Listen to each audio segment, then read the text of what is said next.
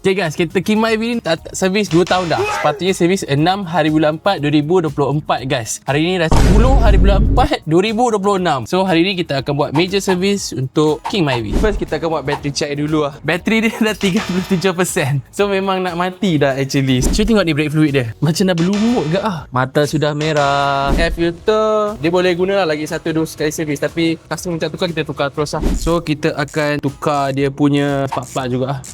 Kalau tengok tu dia punya ni dah memang kurang tajam, dah tumpul lah. Let's go. Sebenarnya kan dia punya brake pad dah paling last. So ni kita akan recommend untuk tukar lah. Sekarang kita nak dia minyak.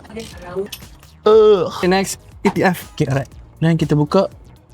Wah, okay, ATF memang kena tukar ni. Sekarang kita nak buka oil filter pula. So oil filter dekat bawah sini juga. Macam biasa lah, okay, kita buka. So kita akan tukar washer baru lah. Dan sekarang kita nak masukkan oil filter. Kita bagi Lexus Toyota. Okay, next kita tukar oil filter. So kita kena keluarkan oil pan lah. Keluarkan oil pan. Tengok dia dah sangat-sangat tebal, nampak ni. So gasket pun nanti kita kena ganti juga. Untuk mobile service kita pakai brake cleaner. Okay guys, ATF filter dia cabut saja. And then kita masukkan ATF filter yang baru lah. Lubang ni dekat sini, masuk sini, tekan.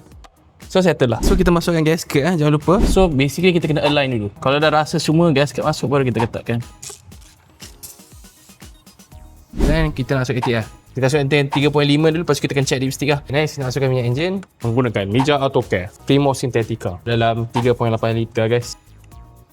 Okay, so kita nak scan OBD. Ada satu dia cakap abnormal start sebab bateri dia dah low. So dia kena tukar bateri dulu, nanti baru boleh hilang fog tu. Settle. Macam hari ni kita buat dekat parking lot saja. So kita buat major service ni dalam 1.5 jam lah. Dalam RM800 saja, tapi tak termasuk swap lah. Tu termasuk transport. Settle. Kita bagi service book sekali dan ni stiker pun ada. So apa-apa Roger Jemmy Jato, okay guys.